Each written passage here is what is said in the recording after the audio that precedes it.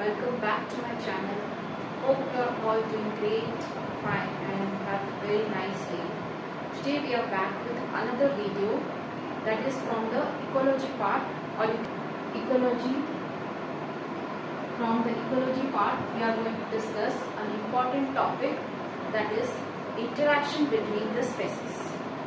This topic is about interaction between the species. Okay, this is all about the interaction between the species. So before that we need to learn something about the terms, certain terms, that is what is population. So population is a group of individuals of same species. Population is a group of individuals of same species is known as population. Okay, let's say population of dog, population of humans, they are belong to same species, so this is known as the population. Then say, what is biotic community? As you have understood what is population, that is the group of individuals of the same species are known as population. What is biotic community? Biotic means what? Biotic came from the word biology. Okay, biology means what? That is living organism. So what is biotic community? A group of interrelated population living together is known as biotic community. So biotic community is a group of interrelated population living together. Population means group of individuals living together is known as population. If group of many populations lives in a particular area, then it is known as biotic community, or consists of different population and different species also. So they whole total they form the biotic community. The specific relation and what is intra-specific relation? What do you mean by intraspecific and intra-specific relation? These two terms are very essential.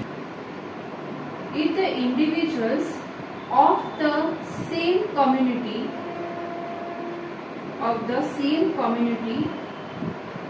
interact with one another,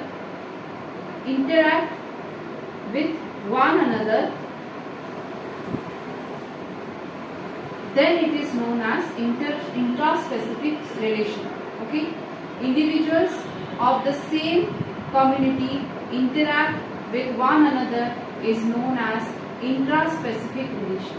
Then what is intraspecific? If individuals of two different community interact with each other, then is known as intraspecific. Interaction between the same species. If the interaction is between the same species, then it is known as intraspecific relation. If the interaction is between the two different species of two different individuals, then it is known as interspecific relation. Okay, that is intraspecific relation. As there is a competition between the same individual, so there will be competition for food, resources, etc. and they will compete with each other.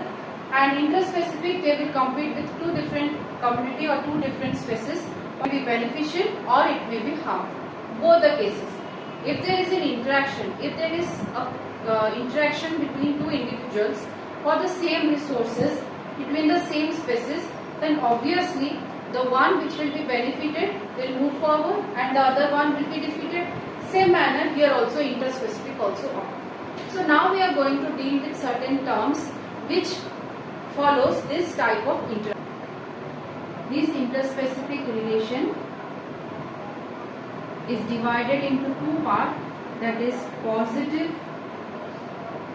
interaction and Second one is negative interaction. By the name itself you can understand what is positive interaction means. No one will be harmed. Either both of them will be harmed, both of them will be benefited, or one will be benefited, another one will not be harmed. That type of interaction is known as positive, means no one will be harmed. Second type is the negative interaction, means one of them will be harmed for sure, either one of them will be surely harmed, otherwise both of them will be defeated. So this type of interaction is present in the intraspecific relationship. Now what are the different types of positive interaction? First we will focus on that. Number one is the commensalism. Each one of them we will read in detail. Second one is the mutualism. And the third one is the proto-cooperation. These are the three different types of positive interaction. Coming to the parasitism, competition, and the biases.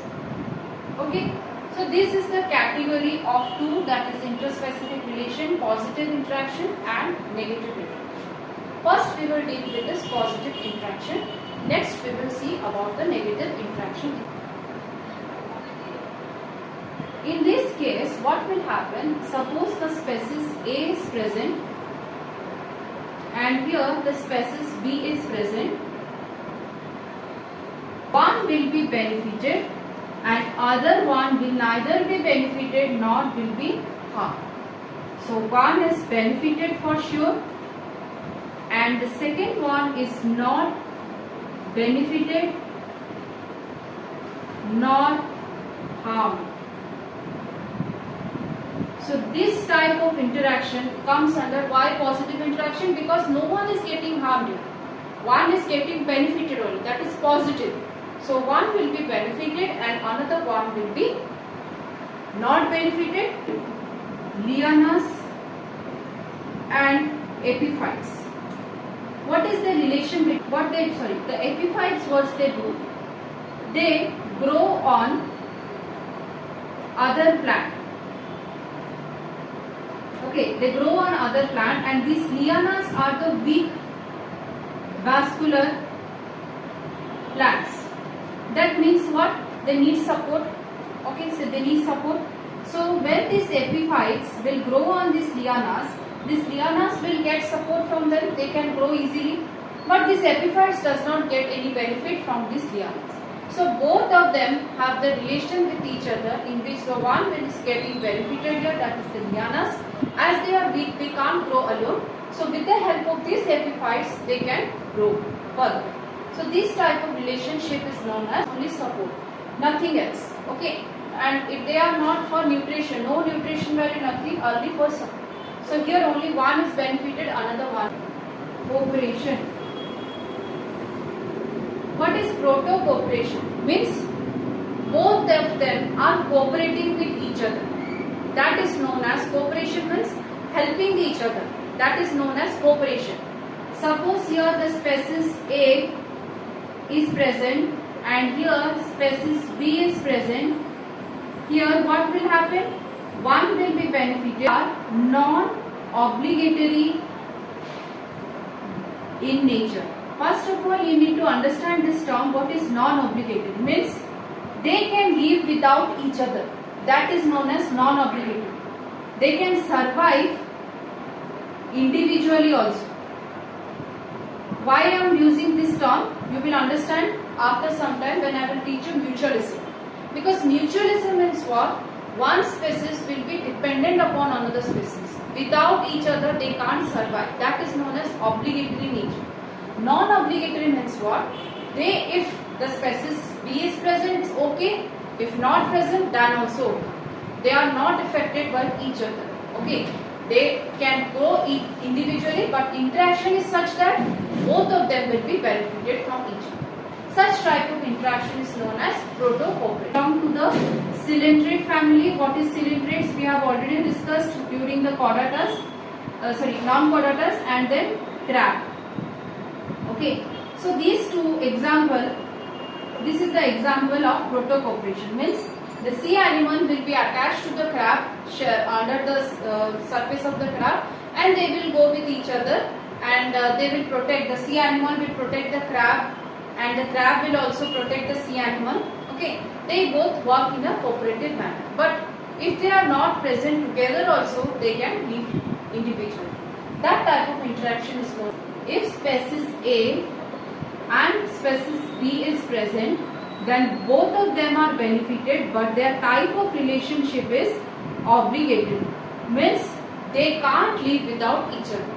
They will present with each other, so that only they can interact with each other and they can survive. So for the survival purpose, they can't live without each other. This type of relationship is known as mutualism. Okay. So this type of relation is found in case of lichen and mycorrhiza. One is the fungi, another one. Okay. And they are nutrients and everything with each other, so they can't live without each other. So this is important term to be understood. But what is happening in this case of proto-cooperation? They are only protecting each other, nothing else. They are not sharing any nutrients or food materials with each other. So they can live individually without each other. If present both together, then it's okay. If not, then it's also okay. But here they are exchanging their nutrient materials and all this stuff with each other. Obligatory nature. So these three are the commensalism, in which one will be benefited, another one will be not benefited or harmed. Second, we have studied about proto-cooperation, in which both of them are benefited but are non-obligatory. And the third one is mutualism, in which both are benefited but they have obligatory relation with each other. So these are the three different types of positive interaction, that is interspecific. And you need to remember these symbols only. Okay, once you understand these symbols, whatever manner, in a twisted manner, and examples are very important. In this chapter, you need to learn two things. Remember two things. That is, what is the relation with each other? First of all, the definition is very important. Second, what is the relation with each other? That is, who is getting benefited, one is lost or benefited. That you need to understand, and the examples. You need to remember at least one example from each of the four. So this is all about positive interaction. We are going to discuss about the negative interactions. Till then, take care and don't forget to subscribe, like my channel, and also to watch the previous videos, and I have made different sections of playlist. Do share among your friends and also share my channel, and also press the bell icon so that you get notified whenever I upload the video. Thank you and